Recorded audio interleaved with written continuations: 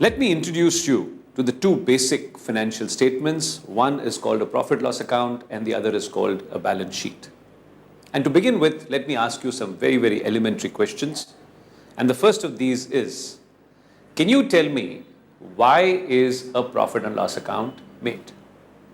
This is actually a no-brainer because even if you've never heard of it in your life before, reading the title tells you why it has been made. A profit and loss account is made to find out whether an organization has made a profit or a loss.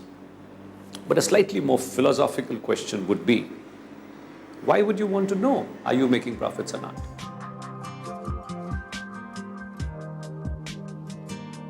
That number on the top right-hand side of the profit loss account, sales, is called the top line. And the figure on the bottom left-hand side of the profit loss account is called the bottom line. Now, can you tell me what is business all about? Are we in business to generate top lines or are we in business to generate bottom lines? It's amazing how many organizations put in all their energies into the top line. And sometimes tragic things happen that the top line of the organization is going up and the bottom line is coming down. Folks, you have defeated the entire objective of setting up the business. You will appreciate there cannot be a managing director alive who can afford to say, I don't need to know how to read a balance sheet.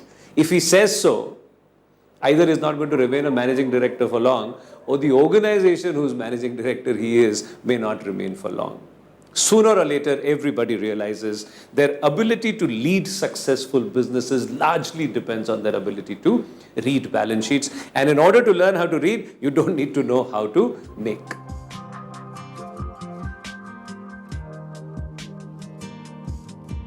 The profit and loss account lists out expenses and incomes, and the balance sheet lists out liabilities and assets. Now, what does this tell you? This tells you that if everything that happened got recorded, whatever got recorded eventually must appear either on the face of the profit loss account or on the face of the balance sheet. And between them, all these statements reveal our expenses and incomes and liabilities and assets. This tells you, therefore, in an organization, nothing can happen which is not ultimately going to be categorized into one out of these four. And I think this is all you need to understand if you wish to learn how to make a balance sheet. Let me give you some examples. The first sheet that comes out of there says raw materials purchased. Where will it be shown? In all likelihood, it will be shown as an expense. The next item says salary paid. Again, expense. The next one says invoice raised on a customer. Seems to be an income. The next piece of paper says loan taken from a bank. This is a liability. You use that money to buy a car for yourself. This is an asset. You filled fuel in the car. This is an expense. You use the extra money to buy stocks and shares in an organization. This would be shown as an asset.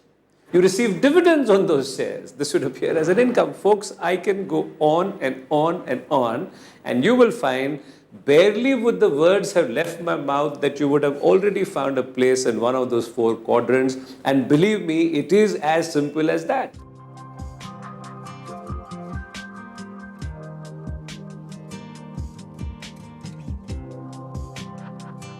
Lesson number 2, folks, don't ever make the mistake of thinking that profit is equal to money.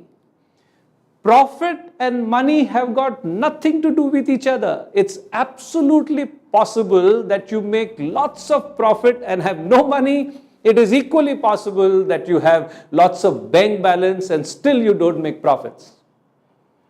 So that brings me to an interesting question. Tell me, what is business all about? Are we in business to generate profits or are we in business to make money? Successful organizations stand on two pillars. Pillar number 1, ability to generate profit. And pillar number 2, ability to effectively manage cash flows.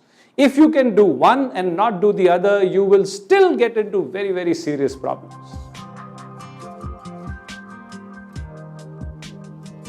Do you all appreciate at this point of time what a dangerous figure profit is? Believe me, whatever profit an organization will show, it is going to be forced into distributing it amongst these three interested parties. And the three interested parties are employees, the government, and the shareholders.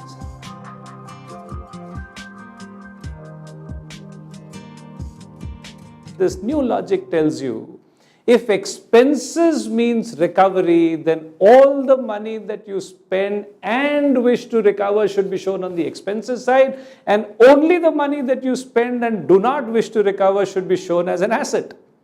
And the business person says, I wish to recover all the money spent, it would appear that this argument is headed towards one conclusion, that all the money spent should be shown as expenses, there should be no assets. Question is not whether you want to recover, the question is when would you like to recover. Folks, there is certain money that you will spend today and you will say, I wish to recover it today. These items are called expenses. But there is money spent on other items where you spend today and you say, of course I want to recover, but what's the hurry? I don't mind spending today and recovering it, let's say, staggered over a period of 2 years. Folks, if you mentally agree to recover divided over a period of 2 years, temporarily that state of affairs is called an asset and rate of depreciation becomes 50%.